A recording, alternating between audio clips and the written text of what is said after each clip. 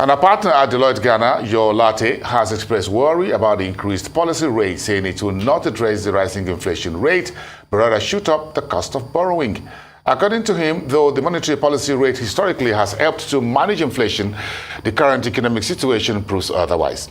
The Bank of Ghana on Wednesday, August the 17th, adjusted upwards the policy rate to 22%, a move to discourage spending and fight inflation.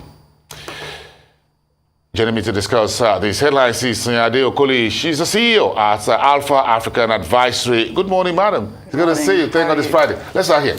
Good. Thank you. Thanks for coming. We appreciate your very robust comment. Let's start in neighboring Ghana. What do you make of the comments from the financial advisor saying interest rate hike was not enough? 300 basis points, a little bit bigger than expected. What was your expectation?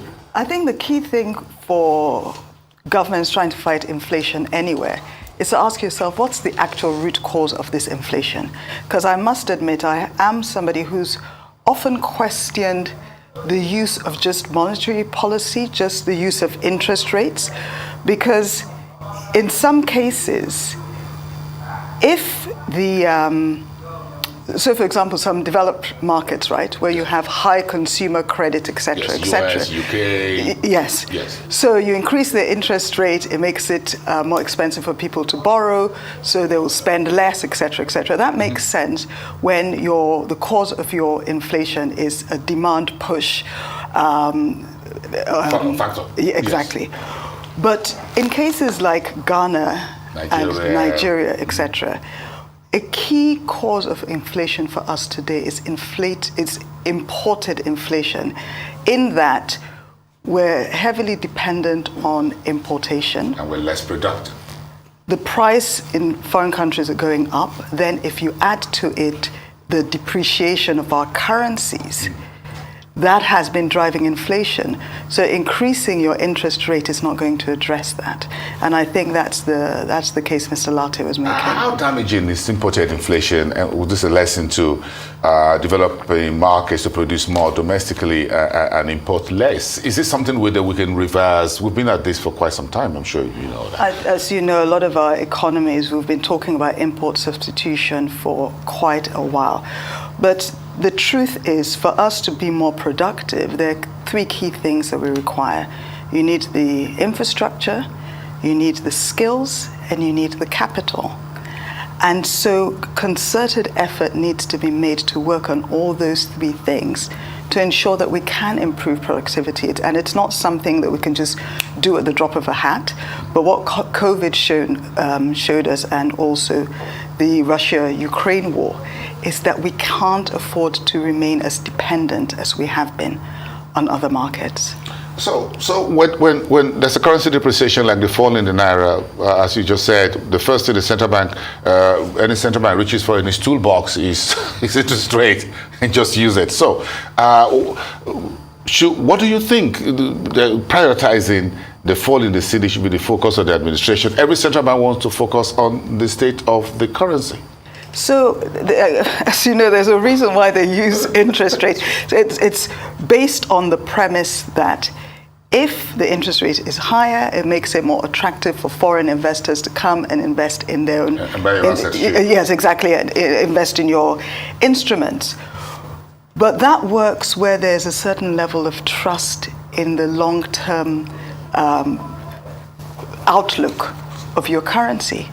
Because if people think it is going to continue to depreciate, then they require a higher level of interest rate. And somewhere like Ghana, that's what they're suffering from, where they've been priced out of the Eurobond market, which is why they've had to go to the IMF, because the premium that foreign investors are looking for is just too high.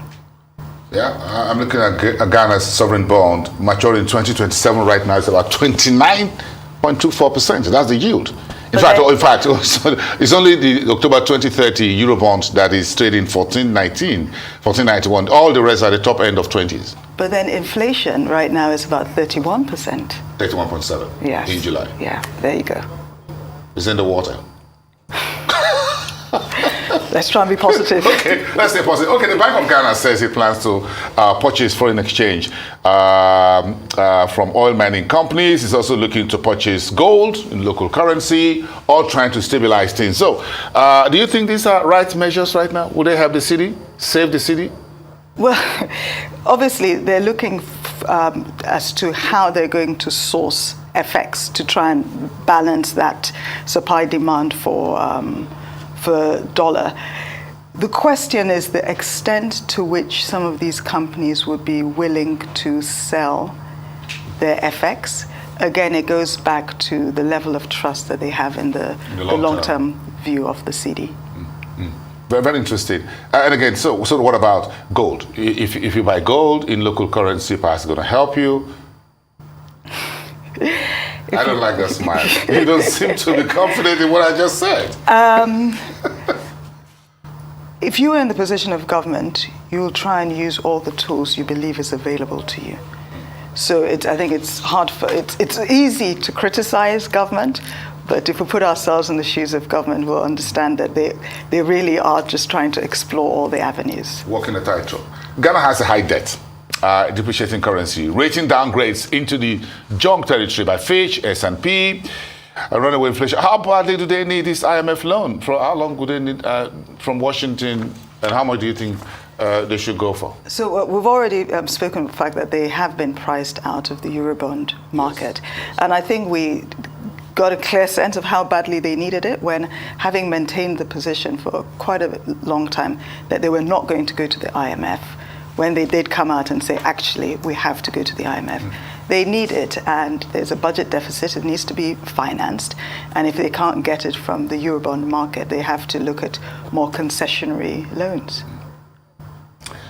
Interesting, the tightrope that Nana Akufo-Addo's administration working right now, because we had a similar issue with the tax now when we get back to Nigeria, in which the tax authorities, Ghana Revenue Authority, is complaining about folks not filing their tax. The businesses are shying away from voluntarily paying taxes because cost of operations, perceived corruption, sounds like a script out of Nigeria. If I were a government now, especially, well, anywhere, developed market, developing market, etc. With what we've experienced with COVID in 2020, the war in 2022, and the far-reaching and complex implications it's had, I would put a premium on building and maintaining trust with the people. I think trust is a key currency that a lot of people have been taking for granted, because when your people trust you, they will work with you, and you need their cooperation right now. If they don't trust you, you have the situation that we've seen in so many different countries, for example, Sierra Leone last week, where people go onto the streets, because if they don't think that you're working for their good, and they're under such hardship, as Bob Marley said, a hungry man is an angry man, then they're going to come out. So trust. Even if they don't come out, they're going to be rebellious inwardly. Well, in terms of they're not going to pay tax. Exactly, they're not going to pay tax. And right now, we need cooperation between government and the people. So there's a serious governance trust deficit in many African economies. Absolutely. It's been the case for a while, but you could get away with it where, income was coming in, when you didn't have all the issues. But now we have when the all issue. the money was flowing. Now we have the issues we need it, because we need to shore up the revenues of many governments, and how are they going to do that? Part of that has to be through tax. Give me an idea how to build that trust, or how to rebuild it, because trust, when it's broken down, it's like a fresh air. If it pops, you can't put it back, the genie in the bottle. The people need to believe that the politicians and the governments actually care about them, that they are not just out there for themselves, but they can feel the pain of the people, they care about the pain of the people, and they're willing to do what is required to make their lives that little bit better. Okay. The Kenyan folks are binging on travels, so that's where we're stopping. We're finishing off. Karibu. Okay, 25% year-on-year drop in spending on travel and entertainment allowances. Do you think the new president, whoever between Raila, who eventually wins, they go to court and all of that, will be able to rein that in? I think, to be honest, in the first instance, we've got to remember that we're coming from a low base in that post-COVID, they were traveling less. So what it tells me is that they're traveling more again because we're out of, well, we're not out of COVID, but because we're traveling more. Restrictions were relaxed. Yes. Okay, so we need to wait a little bit and see what the figures look like, if they're just enjoying themselves or whether it's needful travel. If there's a need for travel. Yeah. Okay, let's leave it there for today. Thank you so much, Madam Sanyade Okoli. Thank you. It's good to see you as always. Thank you. And this is for RTGIF. All right. Thank you, madam. You too. I'll see you next time.